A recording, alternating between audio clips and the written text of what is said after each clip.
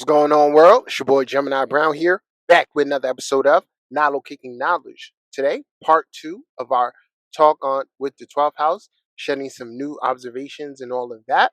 And feel free, guys, to chime in, share your insights. But sharing is caring, and we're all here to build at the end of the day. So, feedback greatly appreciated. What I want to talk about today is pick up where I left off: how to assert your will.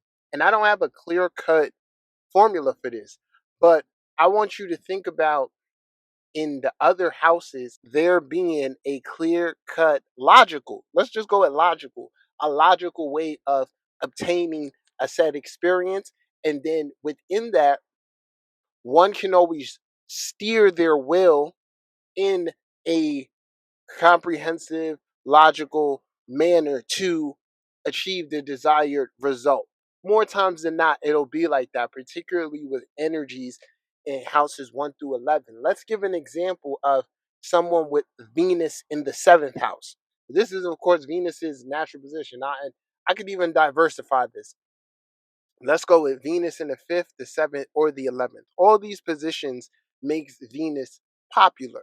All of these positions, even if the person isn't popular, because I don't want to get carried away, even if they're not popular, they'll be enthralled in social dynamics, right? So then it's just a matter of how they express the Venus and the ability to attract back, right?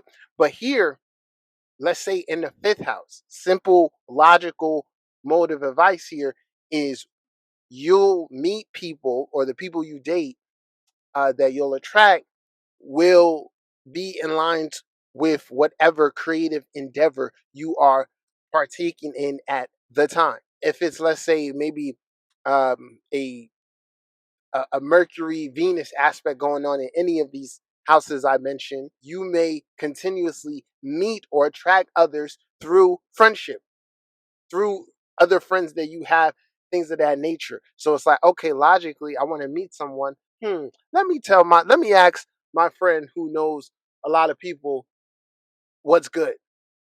All right, follow me here. We take these same energies and we bring them to the 12th house. Let me give another example to make it make sense. Let's go with Mars. Mars in one of these houses. Mars in the 4th house. Mars in the 4th house may want to be worldly, career oriented. Maybe it's Mars Capricorn in the 4th house. But they keep attracting situations where they have to tend to 4th house things. So logically, it's like take your career aspirations and apply them towards something you can do working outside of or inside of your home. Okay, let's go with Mars in the 6th house. This Mars is always going to be able to be of service because it's everyday life. Life is about work, right? Whether you are talented, you have a talent, a skill, entrepreneur stuff, or you're seeking work, this Mars is going to continuously find ways to attract work or get things done logically. It's like, all right, let me fill out job applications, let me go network, all these things, logical applications. Say we take both those energies and put them in the 12th house. As crazy as it sounds, there's no necessarily plan one can make to fulfill their will like they would.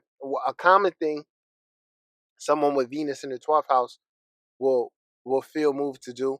Oh, let me try a love spell.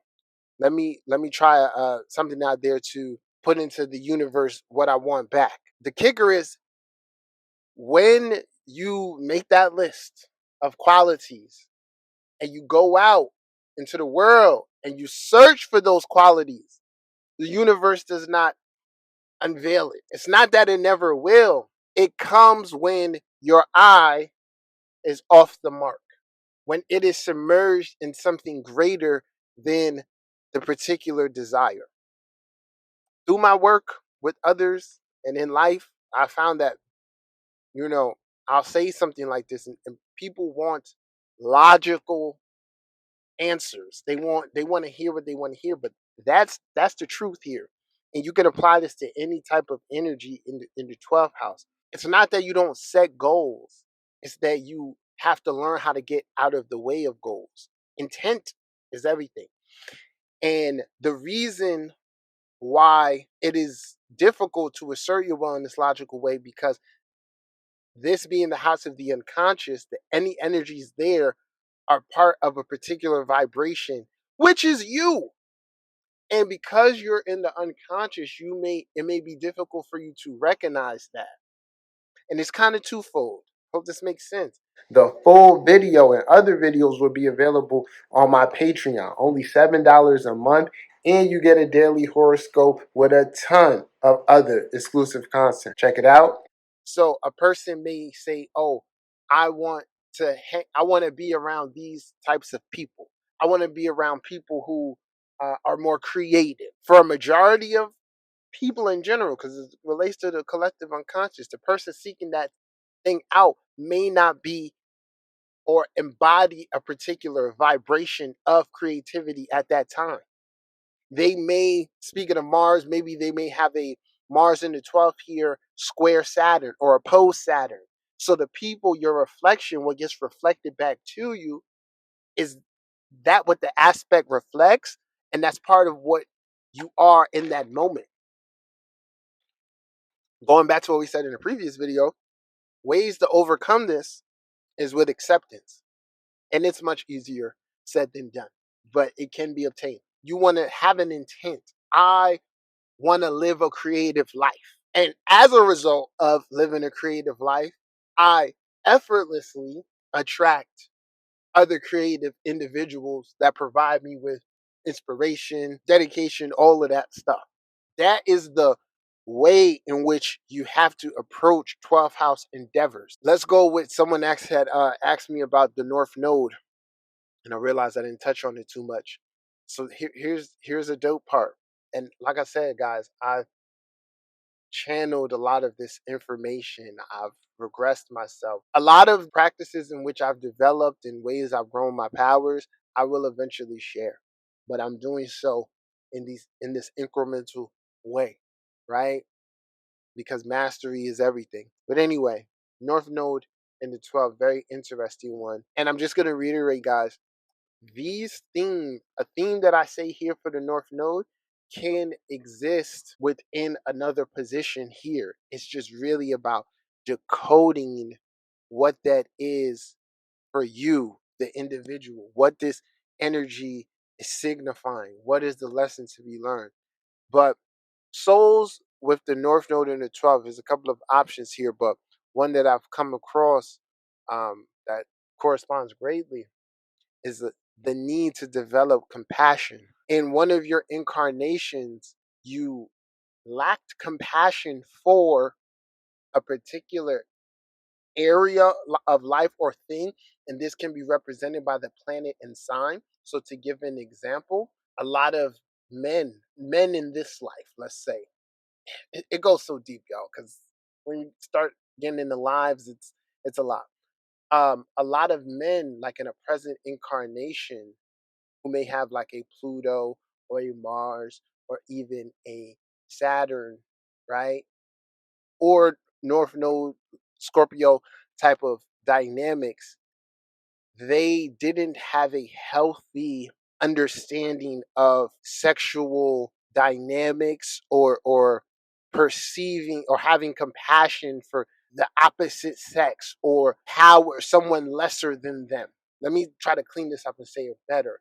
A lot of men have experienced with certain planets in the 12th have experienced a lack of compassion in regards to sexual exchange and intimacy. Maybe they got too accustomed towards looking at sex as a financial exchange, i.e., prostitution. Maybe they were a part of lifetimes in which they raided villages and raped others. Okay, so one would be born with the North Node in this lifetime to develop compassion, sexual compassion, deeper intimacy. Now, there's a lot that can go into how they learn their lessons, but I'll cut to the chase and give a broad example. one of those things, ways in which the person learns this lesson can be, unfortunately, maybe being sexually abused, having someone around them be sexually abused, i.e., raped, molested, or having some type of sexual dysfunction. It goes deep. But ultimately, the position of the North Node in this example, let's say we're in Scorpio, is meant to put the person in greater compassion with that area of life, gain a greater understanding or learning to it.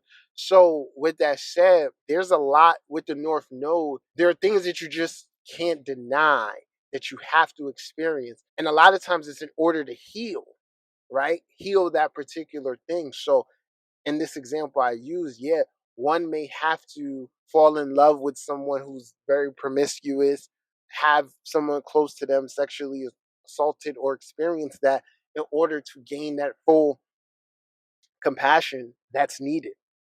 So I really want you guys to chime in and let me know if that makes sense. Because like I said, these are, once I go into the unconscious, these are things in which I extract and I understand. So I just want to make sure, they're understanding towards y'all. The full video and other videos will be available on my Patreon. Only $7 a month. And you get a daily horoscope with a ton of other exclusive content. Check it out. Till next time, peace.